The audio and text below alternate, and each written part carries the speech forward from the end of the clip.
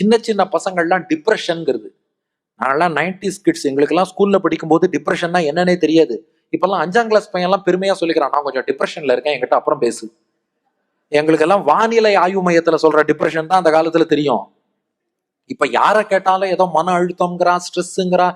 இல்ல, இன்னைக்கு நான் கொஞ்சம் அப்படியே நெகட்டிவா ஃபீல் பண்றேன், இன்னைக்கு ஐ எம் ஃபீலிங் டவுன், என்னென்னமோ வார்த்தைகள். இதுக்கெல்லாம் என்ன காரணம்? ஒரு சின்ன தோல்வி அவளால தாங்கிக்க முடியல. கவனிச்சு பார்த்தீங்களா?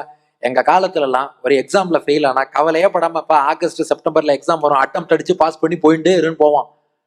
இன்னைக்கு ஒரு சின்ன டெஸ்ட்ல ஃபெயில் ஆனா வாழ்க்கையே முடிஞ்சு போச்சுன்னு சொல்லி தப்பான வேற முடிவை நோக்கி போகிறார்கள் அல்லவா? என்ன காரணம்?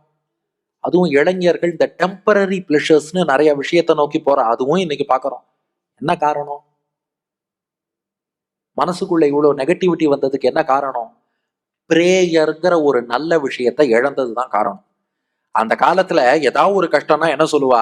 பெருமாள்கிட்ட பிரார்த்தனை பண்ணு, சரியாயிடும்.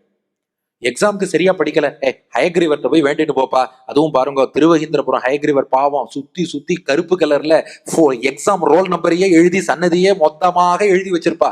அப்படி பண்ணுங்கன்னு சொல்ல வரல, ஆனால் பிரார்த்தனை பண்ணா நடக்குங்கிற அந்த நம்பிக்கை என்பது போன தலைமுறையில இருந்தது. இந்த தலைமுறைக்கு என்ன ப்ராப்ளம்னா, அந்த பிரார்த்தனைங்கிறதையே நம்ம மறந்தாச்சு. ஒரு பிரேயர்னு ஒண்ணு இருக்கு. நமக்கு ஏதோ ஒரு கஷ்டமா பகவான்கிட்ட பிரார்த்திச்சா சரியாகும். ஒரு நோய் வந்துருத்தா பிரார்த்தனை பண்ணா சரியாகும். எக்ஸாம்ல மார்க் வாங்கலையா, பிரார்த்திச்சா அடுத்த எக்ஸாம்ல நல்ல மார்க் வாங்குவான். அந்த பிரேயர் என்பதுதான் நமக்கு அந்த கான்பிடன்ஸை கொடுத்து மேல மேல போக வச்சுது. இன்னைக்கு என்ன ப்ராப்ளம்னா, குடும்பத்திலையும் யாரோடையும் இன்டராக்ட் பண்றது இல்ல, பகவானோடையும் இன்டராக்ட் பண்றது இல்ல. இந்த பிரேயர்ங்கிற விஷயம் இல்லாதனால ஒரு வியாதின்னு வந்துருத்துனா ஐயோ வாழ்க்கையே போச்சா, ஒரு எக்ஸாம்ல தோத்துட்டா அவ்வளவுதான் வாழ்க்கைய போச்சு, அது முடிவு கிடையாது, நீ மேற்கொண்டு பயணிக்கணும். அந்த உத்வேகத்தை யார் கொடுப்பான்னா, ஒரு நல்ல நண்பன் இருந்தா கொடுப்பான். A friend in need is a friend in டீடுங்கிறோம். அந்த உண்மையான நண்பனாக நமக்கு வழிகாட்டக்கூடியவன் பகவான்.